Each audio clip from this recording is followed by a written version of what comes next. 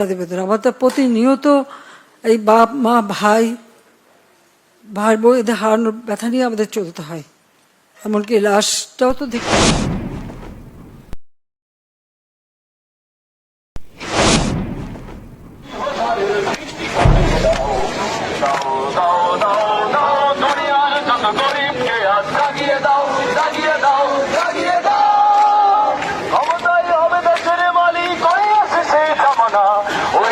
সেই জামানা সবাই হবে দেশের মালিক হয়ে আছে সেই জামানা হয়ে আছে সেই জামানা দলের সাথে যুদ্ধে ভরিয়ে দাও ছোট পাখিদের দলের সাথে যুদ্ধে ভরিয়ে দাও দাও দাও দাও দাও দুনিয়ার যত গরিবকে আজ জাগিয়ে দাও জাগিয়ে দাও জাগিয়ে দাও।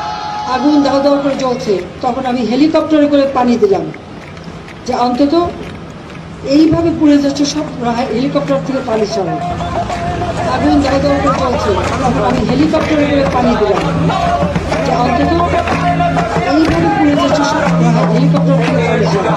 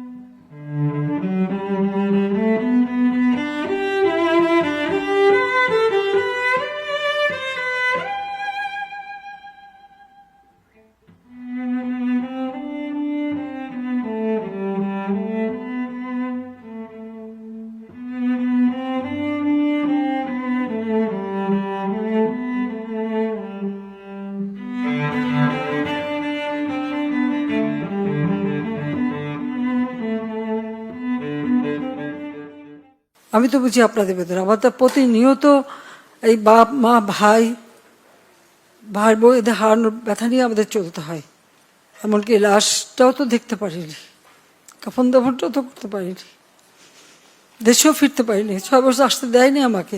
তারপর যখন আসছি সারা বাংলাদেশ ঘুরছি, চেয়েছি এই দেশের মানুষের জন্য একটু, কারণ আমার বাবা বলতেন দুঃখী মানুষের মুখে হাসি ফোটাও, আমি সেই চেষ্টাই করে যাচ্ছিলাম। কিন্তু এই যে বারবার যে এই ধরনের ঘটনা ঘটাবে, এই সন্ত্রাসী ঘটনা ঘটাবে, এটা তো কাম্য না। আর মানুষ কি দোষ করলো যেভাবে মানুষ খুন করতে হবে? মানুষ খুন করে সরকার পতন, এটা কবে হয়, কখন হয়? সাধারণ মানুষ কি দোষ করেছে? আমি আসলে আপনাদেরকে আমি কি বলে সান্ত্বনা দেব? আমি একটু বলবো যে আমি আপনাদের মতনই একজন, বাবা মা ভাই হারানো সেই এতিম, কাজে আপনাদের কষ্ট আমি বুঝি। আমি আছি আপনাদের জন্য, আপনাদের পাশে। আর আমার চেষ্টা থাকবে যারা এই খুনের সঙ্গে জড়িত খুঁজে খুঁজে বের করে তারা অবশ্যই যেন শাস্তি পায়, সেটাই আমার প্রচেষ্টা থাকবে, সেটাই আমি করবো। আপনাদেরও সাহায্য চাই, কারণ আপনাদের কাছে সাহায্য, যদি আপনারা কিছু জানেন সেটা আমাদের জানাবেন। কারণ এইভাবে বারবার বাংলাদেশটাকে নিয়ে খেলা, এটা আর হতে দেওয়া যায় না। কাজে আমি আপনাদেরই সাহায্য চাই। আর এটুকু মনে করবেন যে আপনারা আপনজন হারিয়েছে, আপনারা একটা শোক সইতে পারেন না। আর আমি কি শোক সই নিয়ে দিন রাত পরিশ্রম করে যাচ্ছি, শুধু কেন এই দেশের মানুষের জন্য। কিন্তু আজকে এইভাবে বাধা দেওয়া, যা কিছু করি জ্বালায় পরে শেষ করে দেওয়া, এটা তো কোনো দিনই গ্রহণযোগ্য না। সাধারণ মানুষই তো সুবিধা পেত। এই মেট্রো রেলে কারা চলতে, এক্সপ্রেস ওয়েতে কারা চলে, মানুষের কাজ করাটাই তো আমার কাজ। আর মানুষ মেরে লাশ ঝুলিয়ে রাখার মতো এই বর্বরতা, জানোয়ারের মতো ব্যবহার, এটা কি কেউ করতে পারে? এটা কি কোনো একজন মুসলমানের লাশ ঝুলায় রাখবে পা বেঁধে? যারা এগুলির সাথে জড়িত অবশ্যই তাদের বিচার হবে, তাদের বিচার করতে হবে, নইলে মানুষের নিরাপত্তা দেওয়া যাবে না। আপনাদের কাছে শুধু এটুকু বলবো যে আপনারা সবর করেন আর আল্লাহকে ডাকেন যেন এই সমস্ত খুনি জালেম এদের হাত থেকে আমাদের দেশটা যেন রেহাই পায়। শুধু আমি এইটুকু বলতে পারি যে আমি আপনাদের সাথে আছি, পাশে আছি।